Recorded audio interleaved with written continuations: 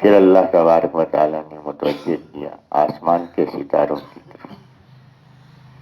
فرمایا کہ آسمان کو، یہ جو پہلا آسمان ہے، اس کو اللہ نے زینت دی ستاروں کے ساتھ، اور 3 کام گزارش کیے گئے تھے. 2 باتیں اللہ نے یہاں بیان فرمائی، ایک بات قرآن مجید میں اور جگہ بیان فرمائی کہ ان ستاروں سے فائدہ کیا ہے. پہلا فائدہ تو زینت ہے کہ اس کو دیکھ کر طبیعت خوش ہوتی. دوسرا فائدہ فرمایا تمہیں معلوم نہیں، وہ یہ ہے کہ شیاطین جنات جو آسمانوں کے قریب جاتے ہیں، یہ ان کو وہاں قریب جانے سے روکنے کا ذریعہ ہے. وہ کیسے؟ کہ جس وقت یہ جنات شیاطین قریب جاتے ہیں آسمان کے، تو ان ستاروں سے آگ کے شعلے نکلتے ہیں.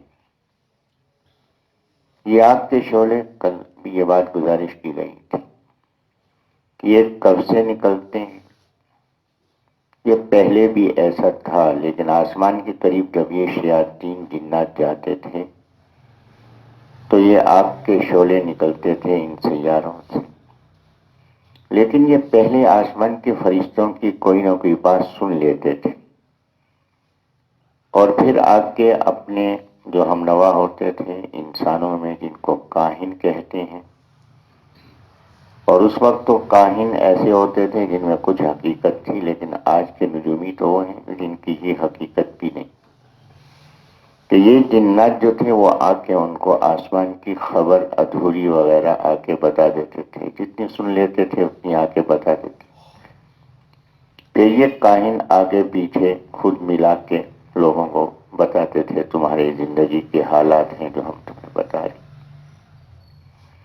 جب نبی علیہ الصلوۃ والسلام کی تشریف آوری کا وقت آیا تو پھر بالکل ان کو قریب جانے سے روک دیا گیا. شعلوں کی تعداد بڑھ گئی. شعلوں کا سلسلہ پہلے جاری تھا، لیکن پھر بھی کچھ نہ کچھ قریب جا کے سن لیتے تھے. لیکن نبی علیہ الصلوۃ والسلام کی تشریف آوری سے پہلے صورتحال یہ ہوئی کہ یہ بالکل قریب نہیں جا سکتے تھے. تو پریشان ہوئے کہ پہلے اتنی سختی نہیں تھی، اب جو سختی ہوئی ہے. واقعہ معلوم کریں زمین میں کیا کوئی چیز نئی سامنے آئی. تو جنات نے اپنی چھوٹی چھوٹی جماعتیں بنائی، 9 افراد کی جماعتیں، کہ زمین پہ پھیل جاؤ اور سبب معلوم کرو. یہ سبب معلوم کرتے رہے. نبی علیہ الصلوۃ والسلام تشریف لائے، اللہ نے نبوت عطا فرما دی. نبی علیہ الصلوۃ والسلام ایک سفر پر تھے. رات ایک جگہ حضرت نے پڑاؤ فرمایا. قیام فرمایا.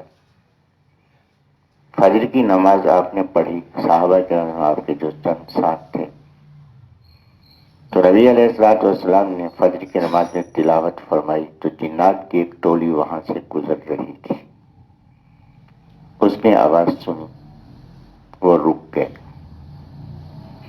جب رک گئے تو قرآن مجید کہتا ہے کہ اللہ تبارک و تعالیٰ اس بات کی خبر دے رہے ہیں کہ وہ توجہ سے حضرت کی زبان مبارک سے کلام سننے لگے.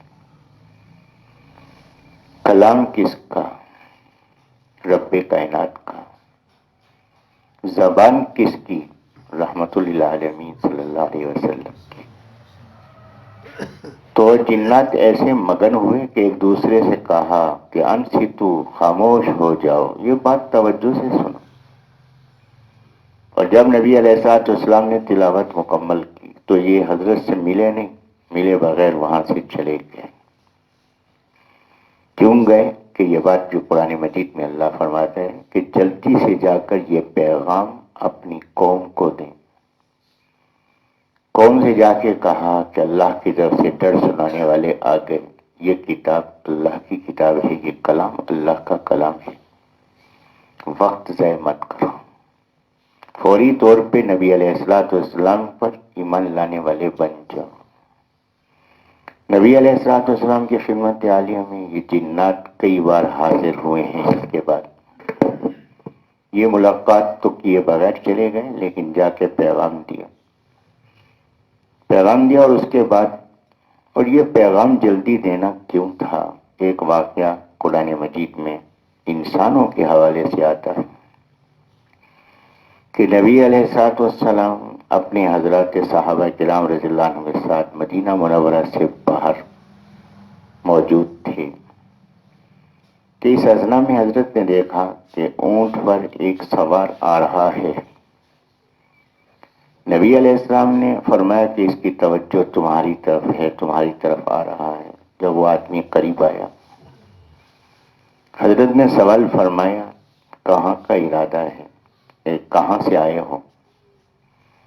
اس نے کہا کہ حضرت میں بہت دور دراز سے آیا ہوں، اپنے اہل و عیال کو چھوڑ کر آیا ہوں، اپنے قبیلے خاندان کو چھوڑ کے آیا ہوں۔ حضرت نے فرمایا کہ کہاں کا ارادہ ہے، یہ سفر کیوں کیا ہے؟ کہا کہ میں نے سنا کہ آخری نبی صلی اللہ علیہ وسلم تشریف لائے ہیں، تو میں ان کی خدمت میں حاضر ہونے کے لیے جا رہا ہوں۔ حضرت نے فرمایا جہاں تو پہنچنا چاہتا ہے وہاں تو پہنچ چکا ہے۔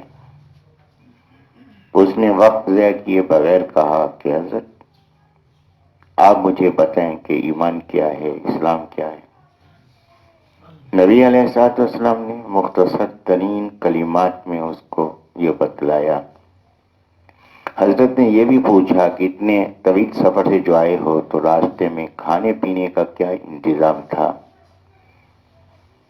اس نے کہا کہ حضرت مجھے جلدی تھی اور میں چاہتا تھا کہ کوئی لمحہ ضائع نہ ہو، تو میں نے راستے میں کھایا پیا کچھ نہیں، بس یہی ہے کہ اونٹ پہ بیٹھا ہوا چلا ہوں، راستے میں کہیں اگر پیاس بھوک لگی ہے تو پتے توڑ کے ان کو چباتا چلا آیا ہوں، اور اونٹ میں میرا اسی طرح چلتے چلتے ہی پتے کھاتا ہوا آیا ہے۔ حضرت نے جب اس کو تعلیم دی، تعلیم دینے کے بعد حضرت نے فرمایا کہ تم رک جاؤ، کھانا کھا کے پھر جانا۔ اس نے کہا کہ نہیں حضرت، میں کھانے کے لیے نہیں رک سکتا، میں کھانے کے لیے رک گیا، اس اثنا میں میری قوم کا کوئی فرد دنیا سے گمراہی کی حالت میں چلا گیا، اس کا ذمہ دار کون ہوگا؟ یہ کہا پر اجازت حضرت نے دی، تیزی سے اس نے اپنے اونٹ کو موڑا۔ جب اونٹ کو تیزی سے موڑا تو اس کے اونٹ کا قدم ایک جنگلی چوہے کی بل پہ پڑی، توازن برقرار نہ رہا، وہ آدمی اوپر سے نیچے گرا۔ حضرت نے فرمایا کہ دوڑو اس کو اٹھاؤ۔ صحابہ کرام جب قریب گئے اٹھایا، فرمایا حضرت یہ دنیا سے جا چکا ہے۔ نبی السلام خود آگے تشریف لائے، حضرت نے دیکھا پھر پیچھے کو ہٹ گئے، صحابہ کرام بھی پیچھے کو ہٹ گئے۔ تھوڑی دیر کے بعد فرمایا کہ اب اس کو اٹھاؤ اور اس کی تجہیز و تکفین کا انتظام کرو۔ فرمایا جب میں اس کے قریب آیا تو پھر پیچھے کیوں ہٹا؟ فرمایا کہ فرشتے آئے تھے، جنت کے پھل لائے تھے، اس کو کھلا رہے تھے، اس لیے میں رک گیا کہ یہ پھل کھا لے تو پھر اس کے تجہیز و تکفین کا انتظام کیا جائے۔ تو یہ فکر کہ پیچھے والے گمراہی کی حالت میں دنیا سے چلے نہ جائیں، یہی بات اللہ نے جنات کے بارے میں سورۃ الجن میں بیان فرمائی جو آگے آئی۔